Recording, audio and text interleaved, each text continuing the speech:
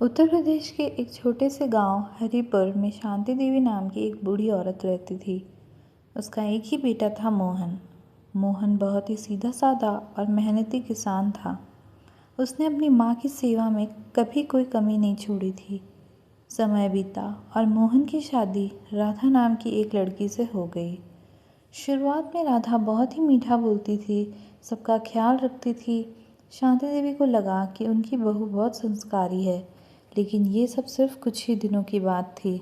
धीरे धीरे राधा का असली स्वभाव सामने आने लगा। राधा अब छोटी छोटी बातों पर शांति देवी को डांटने लगी।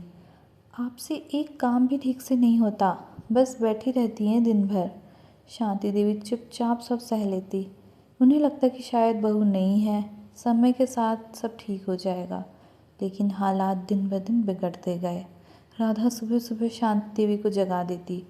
उठिए, सारा काम पड़ा है और आप सो रही हैं। वह उनसे झाड़ू पोछा, बर्तन, खाना सब कुछ करवाती, जबकि खुद मोबाइल पर लगी रहती या पड़ोस में गप्पे मारती। जब मोहन खेत से वापस आता तो राधा रोने का नाटक करती। आज आपकी माँ ने मुझे बहुत बुरा भला कहा, मैं तो इस घर में घुट रही हूँ। मोहन अपनी पत्नी की बातों में आकर अपनी माँ पर ही गुस्सा करने लगता। माँ, आप ऐसा क्यों करती हैं? राधा का भी ख्याल रखा करो। शांति देवी का दिल टूट जाता, लेकिन वह कुछ नहीं कहती। एक दिन तो राधा ने हद ही कर दी। उसने शांति देवी को बचा कुचा खाना दिया और खुद ताज़ा खाना खाया। जब शांति देवी ने धीमी आवाज़ में कहा, बहू, थोड़ा ताज़ा खाना मुझे भी दे देती, तो राधा चिल्ला उठी। इतना भी नहीं समझ आता? घर में सबके लिए खाना बनाना आसान है क्या? उस दिन शांति देवी पूरी रात रोती रही। गांव में एक बुजुर्ग पंडित जी रहते थे। वो बहुत समझदार थे। उन्होंने शांति देवी की हालत देखी थी और एक दिन मोहन को अलग बुलाकर कहा, बेटा, आंखों देखी बात और कानों सुनी बात में फ़र्क होता है।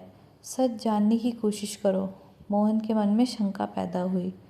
अगले दिन मोहन ने खेत जाने का नाटक किया और घर के पास ही छिप गया।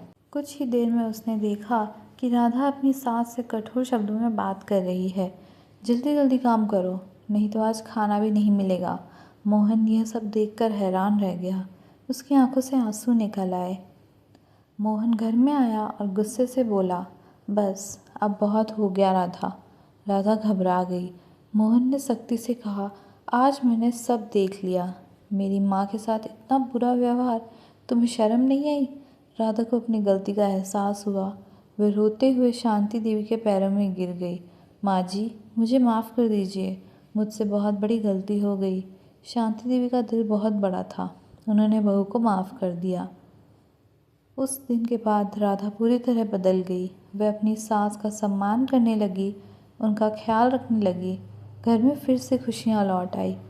तो दोस्तों, इस कहानी से हमें यह सीख मिलती है कि जो दूसरों के साथ बुरा करता है, एक दिन सच्चाई उसके सामने ज़रूर आती है। और परिवार में प्रेम और सम्मान सबसे ज़रूरी होता है।